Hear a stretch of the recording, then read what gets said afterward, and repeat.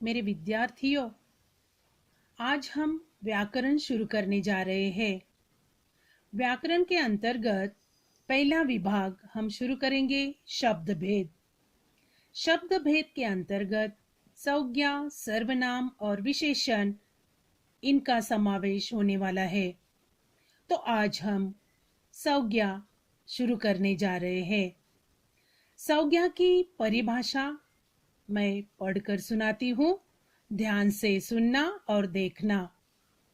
परिभाषा: जिस शब्द से किसी व्यक्ति, वस्तु, स्थान, गुण, भाव अथवा अवस्था आदि के नाम का बोध होता है, उसे संज्ञा कहते हैं। जैसे शिवाजी, घोड़ा, दिल्ली, प्रशंसा आदि, ये सब संज्ञा के उदाहरण हैं। मेरे विद्यार्थियों, संज्ञा के भेद भी हम देखने वाले हैं। संज्ञा के 5 भेद हैं। पहला भेद है व्यक्तिवाचक संज्ञा, जिसकी परिभाषा है किसी विशेष प्राणी, स्थान या वस्तु के नाम को व्यक्तिवाचक संज्ञा कहते हैं। उदाहरण जैसे भारती, महाभारत, ताजमहल आदि।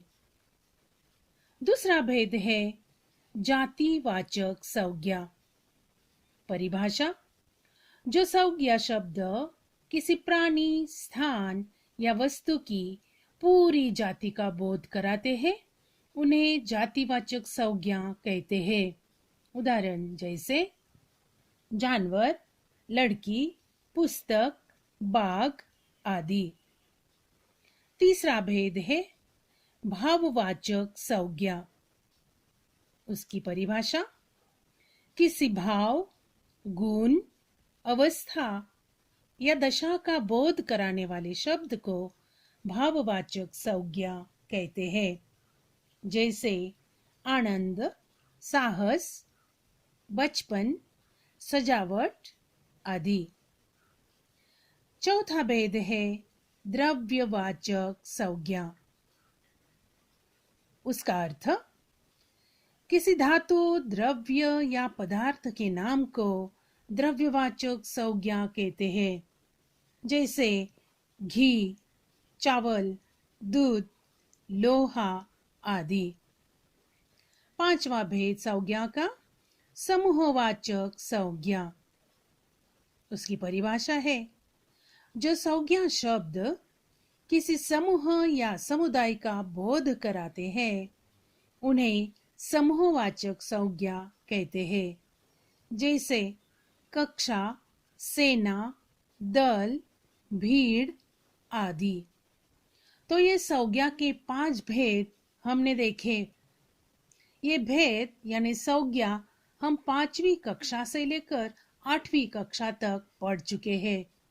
यह तुम्हारी एक रिवीजन हो गई है। संज्ञा के अंतर्गत मैं आपको एक प्रश्न भी देने जा रही हूँ।